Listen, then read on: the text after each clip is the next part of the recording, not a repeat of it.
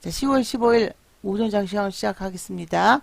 아침장 흐름을 보실 때요. 일단 어저께 오른 만큼은 우리가 오늘 콜이 올라도 마찬가지예요. 콜이 오른다고 죄다 들어가서도 안 되고요. 4에서 5 대 풋10 지금 이렇게 갖고 있어요. 4에서 5 대 풋10. 그래서 그냥 오늘 자 호가의 흐름을 보고 강도를 채권으로 체크하겠는데 자금이 콜로 딱 유입되는 주식으로 유입되는 흐름이 보여진다. 환율은 오르지 않은 상태에서 KTB 지수가 마이너스가 나면서 호가의 움직임이 보인다. 미국도 똑같이 진행이 된다. 그러면 당장 들어가겠습니다. 뭐를? 콜을 조금 더. 근데 그렇지 않으면 콜을 넣어야 될 시기는 전혀 아닙니다. 콜을 넣으면 안 되는 구간이라서 요걸로만 자 푸즈로 갈 수 있어요. 내일 금리를 낮추는 게 지금은 애매해요. 원래 금리를 낮추고 이러면 유동성 공급을 하고 이래서 채권 가격이 낮아질 가능성이 있고 주식시장으로 자금이 들어갈 수 있거든요. 원래 금리를 낮추면 채권 가격은 올라가야 되지만 유동성 공급이기 때문에 금리를 낮췄는데 채권 가격이 마이너스다. 그러면 채권을 채워넣습니다. 10으로 여기서 다시 오늘 뽑아서 3대 10, 뭐 2대 10까지 가더라도 내일 오른다고 우리가 손해가 날 수는 없어요. 얘가 오르니까 빼가는 거지 그냥 오르는 건 아니에요. 얘가 오르니까 빼나가는 거지. 오르니까 오르는 거에서 퍼센트대로 빼나가는 거지. 오늘 조금 오른다 그러면 못 줄이겠죠. 그냥 오늘 아무것도 안 해야지 돼요. 뭘 맨날 단타를 쳐도 안 되고. 근데 자 오늘 지수가 오늘 같은 장은 살짝 마이너스가 나면 콜을 시간 프리미엄을 빼고 살짝 풋을 단타를 치겠죠. 풋이 적정 풋이 움직이는지 물리면 콜로 해지를 다시 걸어서 콜 자금을 늘릴 수 있는지를 판단해야 되는 구간이에요.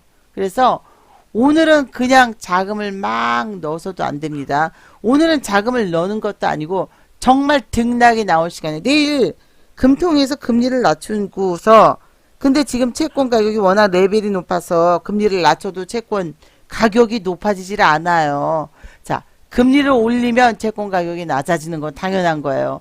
이 상태에서 환율이 오르고 지수가 빠진다 그러면 정말 큰 푸시예요. 근데 금리를 낮추고 채권 가격도 낮춰진다 그러면 이건 콜이기는 해요. 콜입니다. 근데 그거 내일이에요. 콜로 자금이 들어가는 거죠. 당연히. 금리가 낮아지고 채권 가격이 환율 올라가고 지수 올라가게 되니까 자 이런 상황이 벌어져요. 그래서 내일까지는 오늘 등락이 크지 않다 그러면 살짝 지수가 떨어진다 그러면 많은 물량이 아니라 콜 대비 풋의 단타를 쳐야지 돼요.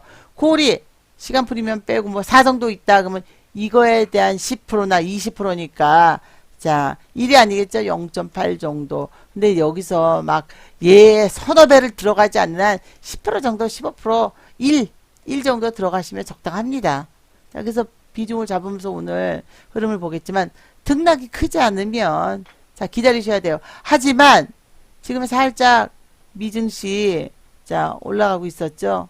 미선물이 그래서 풀이가 좀 까일 수도 있어요. 즉 콜이 덜 올라가고 풋이 마이너스가 더 커질 수가 있고 오히려 이 정도에서는 콜도 아침에는 올라가요. 근데 콜이 빠졌다가 플러스가 살짝 이렇게 났는데 콜이 마이너스예요. 이때 0.16일 때 회복을 못하는 거죠. 이런 식으로 진행될 수 있어요. 아무것도 그때는 안 해야 되죠.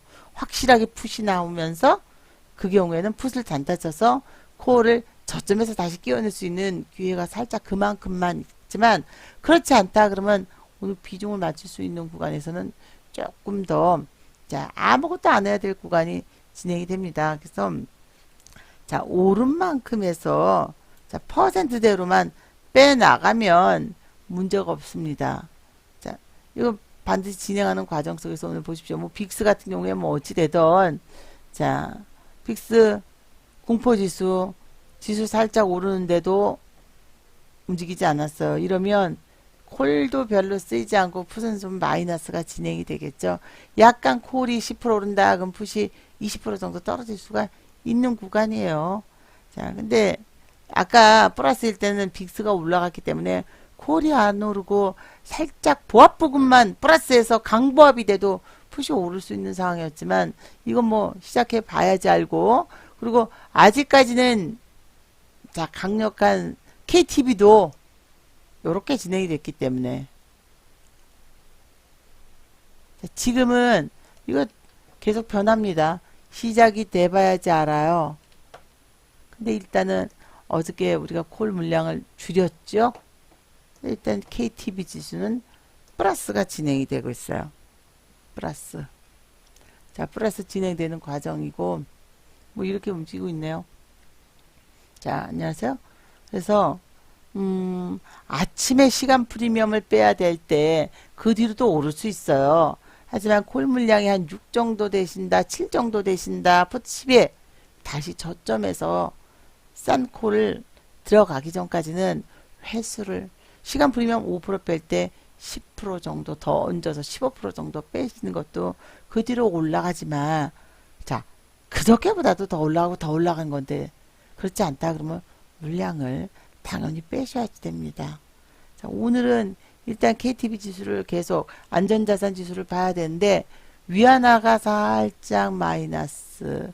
자, 이거는 위안화가 강이라는 거예요. 덜 줘도 된다고요. 달러랑 바꿀 때. 우리 환율을 보면 살짝 플러스요. 자, 살짝 플러스가 진행되죠. 우리가 달러로 바꿀 때 더 줘야 된다고요. 플러스만큼. 우리가 약세라는 거죠. 아직 KTV 지수는 진행돼 봐야지 알고, 중국도 마이너스 1 보합을 왔다 갔다 하고 있어요.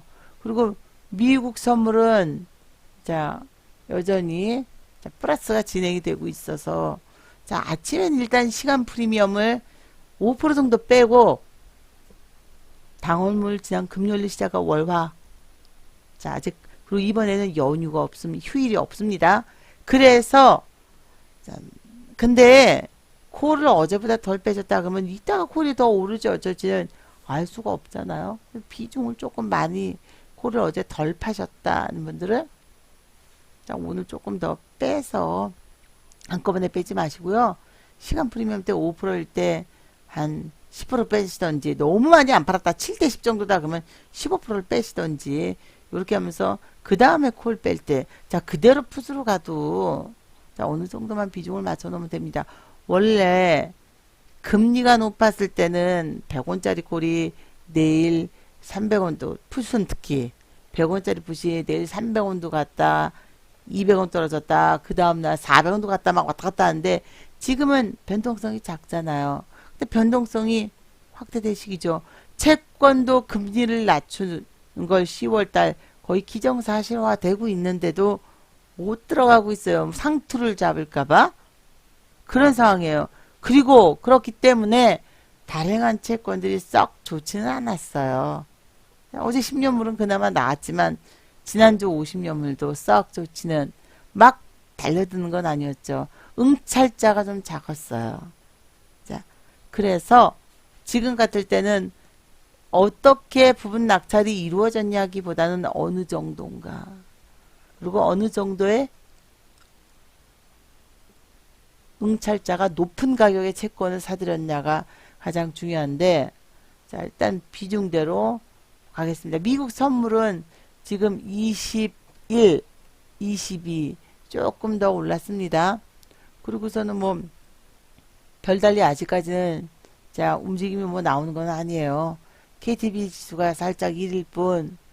자 그래서 오늘은 어쩌면 콜을 조금 아침에 시간 프리미엄은 플러스 난 곳에서 빼야 되겠죠?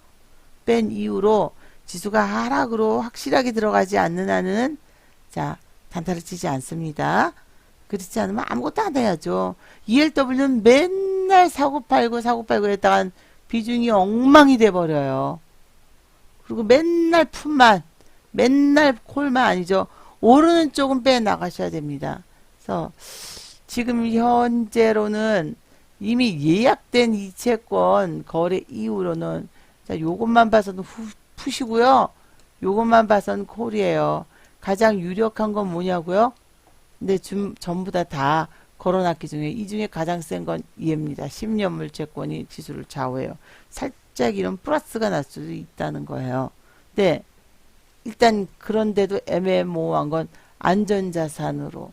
이 얘기는 자, 안전자산으로 들어갔다 그러면 단기 통환채 1, 2년 만기 단기 통환채권으로 들어갔다는 거죠. 지금까지는 초장기채 근데 아직은 알 수 없어요. 초장기채도 뭐 거래가 되질 않았기 때문에 지금 이 시간 치고서는 아직도 거래가 안 났어요. 한 25분부터 뜨문뜨문 나오지만 근데 아마 이제 45분이 넘어지면 쫙 나옵니다. 그러면 그 어느 정도 지수 흐름을 자 장중 내내는 자 보는 현금 흐름 환율 보고요. 채권 흐름 보고 미국 채권 보고 중국 채권 가격 보고 또 우리 채권과 함께 금리 요 정도 어렵진 않아요.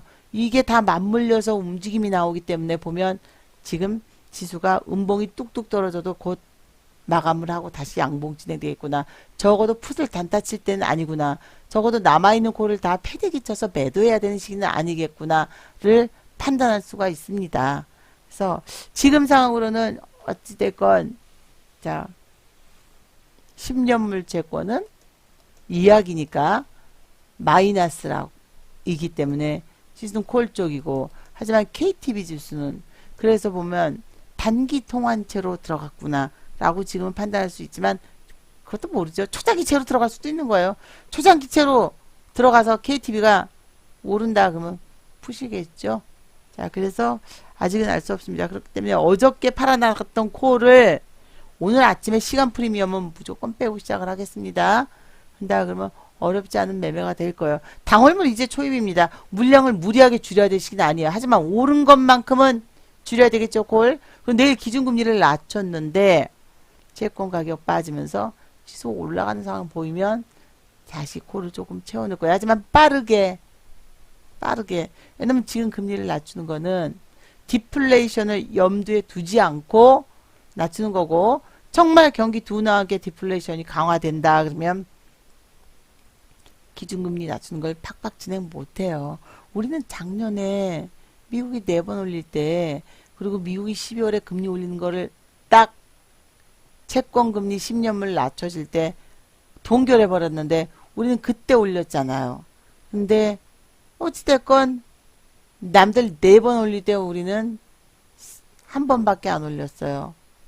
그리고 미국이 한 번 낮추고 미국이 낮췄죠. 금리를 낮추는 상황 속에서 이제 우리가 금리를 낮추는 구간이거든요. 그래서 먼저 낮아지기 때문에 채권 부담이 있습니다. 그래서 일단 막 빼고 가기보다는 비중대로 보셔야 되겠죠. 비중대로 어떻게 움직이는지를 보고 채권 흐름을 파악해 보셔야 될 거예요. 지금은 일단은 채권 상황이요. 조금 저점에서 매수가 이루어질 수도 있는 구간이지만 얘네가 익절하고 나가면서 환율까지 오른다 그러면 우리는 콜을 더 적극적으로 팔고 풋을 산다고요? 아니요. 풋은 있는 거 고점 고가 풋인데 자 어저께 콜 올라갔어도 200원 150원이에요. 자 아직까지는 갈아타지 않습니다. 오늘 크게 오르지 않는 갈아타지는 않죠. 그래서 풋도 하지만 풋을 갈아타고 높은 풋을 단타로 들어가는 이유가요. 정말 살짝 지수가 하락일 때도 매도할 수 있는 풋을 우리가 문제가 뭐냐면요. 콜로 기껏 수익 플러스 원금 회수 플러스 원금 두 번째 회수까지 그냥 해놓고 100%요. 원금 빼고서 짜투리가 얼마나 남아있던 났는데 풋이 마이너스예요. 마이너스여도 팔아야죠. 풋은. 그러면 그 마이너스 완전히 깡통 될 때 팔 거예요. 만기까지 못 팔면 깡통 돼버려요. 마이너스여도 200% 올랐는데 내 원금이 아니어도 팔아야지 돼요. 그래서 그걸 그 두려움을 막기 위해서 단타를 쳐서 높은 콜로 지금 같을 때는 높은 풋으로 높은 콜로 단타를 특히 풋은 높은 풋으로 단타를 치면서 자 오를 때마다 기본 물량으로 빼나가야 되겠죠. 자 오늘 등락이 세지 않으면 아무것도 하지 마십시오.